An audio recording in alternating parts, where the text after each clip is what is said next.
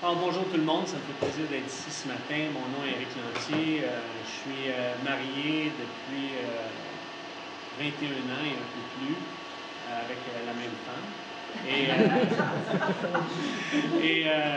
J'ai deux beaux enfants, dont un garçon qui habite l'Abbé, parce que Carole et moi, on a vécu 10 années là-bas au Saguenay.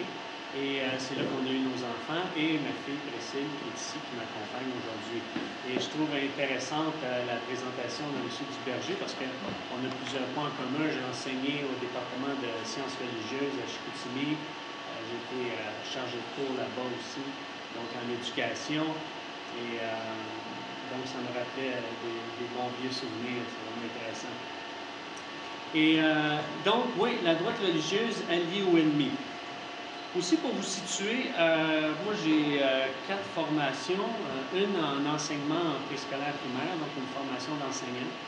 Mais je n'ai jamais enseigné comme titulaire en préscolaire primaire, j'ai enseigné au secondaire comme spécialiste, j'ai enseigné au primaire comme spécialiste, j'ai enseigné au secondaire comme titulaire, j'ai enseigné milieu rural, milieu urbain, école privée, publique.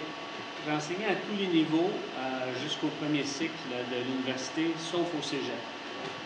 Donc, j'ai une bonne connaissance de l'enseignement, des compétences à ce niveau-là.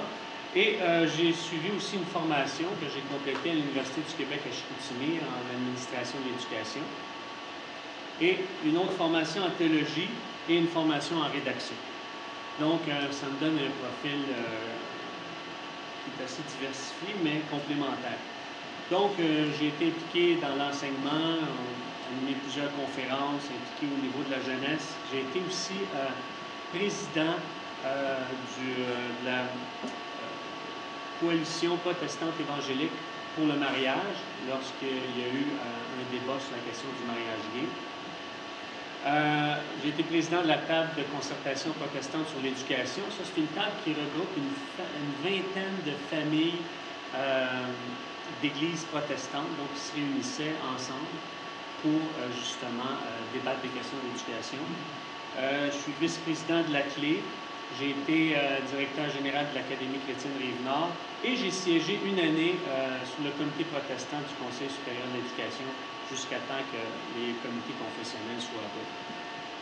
J'ai été un grand défenseur justement de la liberté des parents en matière d'éducation. J'ai contesté l'amendement constitutionnel l'article 93 qui enlevait justement les droits confessionnels aux parents. Donc, mes combats ont été à la fois pour des raisons de liberté individuelle et des raisons de liberté religieuse. Et c'est ce que j'essaie de défendre sur mon blog, autant à la fois les libertés individuelles et les libertés religieuses. Pourquoi? Parce qu'elles sont intimement reliées, puis c'est ça qu'on va voir ensemble dans les prochaines minutes. J'ai été aussi impliqué au niveau politique. J'ai été chef de campagne pour Stopwell Day au moment où est-ce qu'il se lançait pour être chef de l'Alliance canadienne. Et donc, sa première course à la chefferie, j'ai été impliqué dans le comité organisateur. Évidemment, il a gagné, il a été chef de l'Alliance canadienne, et ça, c'est à cause de l'implication des Québécois. Et par la suite, j'ai été chef de campagne pour sa deuxième course à la chefferie. Et là, il a eu 74% des voix au Québec, mais c'est sûr que Stephen Harper l'a battu sur le reste du Canada. J'ai été membre du Conseil national de l'Alliance canadienne, aussi pendant une année, avec Gérard Latulippe. Et je me suis impliqué au niveau de l'ADQ sur le comité exécutif du comté de Chambéry. Donc, ça vous donne un peu là, un portrait là, de mon parcours, mes formations, mon éducation. Donc, on peut passer à l'autre slide. Donc, maintenant, je veux définir dans un premier temps les mots, parce que justement, le mot croyant peut avoir différentes connotations. Pour moi, le mot croyant est beaucoup plus large. Et je me rappelais une citation d'André Ouellet quand j'étais à la maîtrise. Lui était mon premier directeur de recherche, puis il disait toujours « Celui qui définit les mots est puissant ». Sur le coup, je me disais « Ah, c'était un prof d'université qui traite. » Puis Au fur et à mesure que je parcourais mes études, au fur et à mesure que je faisais de la recherche, je réalisais que la définition des mots, c'était important. Je trouvais ça impressionnant parce qu'à chaque fois que je suivais un cours au niveau du deuxième cycle, là, les professeurs aimaient sortir des définitions de mots sur n'importe quel concept, que ce soit les stratégies ou quoi que ce soit. Et c'est vrai que celui qui définit les mots est puissant, puisqu'il donne un sens. Et c'est le sens qu'on donne aux mots qui nous donne une vision, qui nous donne une perspective. Et ça, c'est vraiment intéressant. Prochaine slide. Pour moi, je qualifie les croyants en deux catégories, les théistes et les athéistes. Qu'est-ce que ça veut dire? Les croyants théistes, c'est ceux qui croient en Dieu. Les athéistes, c'est ceux qui croient, mais qui ne croient pas à l'existence, que Dieu n'existe pas. Mais pour moi, un athée, c'est un croyant. Il base ses valeurs, il base sa vie en fonction de ses croyances, en fonction de ses principes, en fonction de la non-existence de Dieu. Quand vous voyez sur les autobus, c'est écrit « Et si Dieu n'existait pas ?» Pourquoi cette question-là? Bien justement, base ta vie en fonction que Dieu n'existe pas. Donc, base ta vie sur tes croyances. Les croyances ne sont pas nécessairement religieuses, mais elles ont, notre vie, elle est basée en fonction de la représentation qu'on se fait des choses, en fonction de notre idéologie. Maintenant, aujourd'hui, ce qu'on va voir dans notre slide, c'est que parmi les théistes, parce que le sujet de la discussion aujourd'hui, c'est justement les croyants théistes. Est-ce qu'ils peuvent amener une contribution sur le plan social? Est-ce qu'ils peuvent apporter une contribution au niveau de la société? Et vous allez voir à la fin de la présentation, et je l'espère, vous allez être convaincus que c'est. Chez les théistes, on a les chrétiens et les non-chrétiens. Donc, on peut passer à la slide.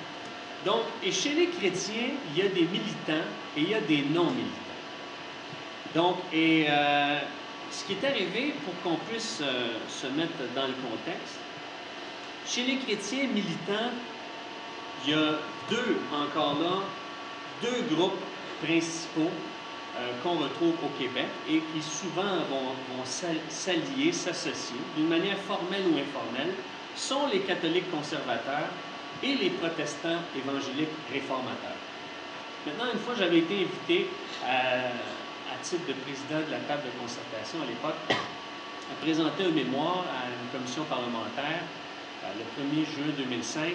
Et tout de suite en partant, parce que je savais que les parlementaires qui étaient là étaient, je pense que la majorité, avaient eu une éducation ou une culture catholique. Donc, je voulais vraiment qu'ils entendent ce que j'allais présenter dans une autre perspective. Parce que moi, je suis né dans une famille catholique, non pratiquante, mais j'allais à la messe, j'ai été servant de messe, j'ai été impliqué dans mon église. Et c'est à l'âge de 18 ans que je suis devenu par choix protestant. Donc, parce que chez les protestants, spécialement la branche évangélique des protestants, eh bien, on devient justement protestant, on ne naît pas protestant, comme c'était écrit dans la Bible. Maintenant, la différence qu'il y a entre un catholique et un protestant, elle est bien simple. Chez les catholiques, il y a la papauté, et chez les protestants, il y a le pape-auté. Donc, à ce moment-là, c'est que l'Église catholique est centralisée à Rome, les grandes décisions se prennent à Rome, le pape, c'est lui qui a le mot final. Tandis que chez les protestants, spécialement chez les évangéliques, mais pour la plupart des protestants, c'est la Bible qui est l'autorité finale. Donc, c'est elle qui tranche toute question, c'est elle qui est à l'origine de la foi, et tout est basé là-dessus. Et chaque croyant qui s'identifie comme protestant est un prêtre en lui-même. Donc, il a accès à Dieu par l'intermédiaire de Jésus-Christ d'une manière directe.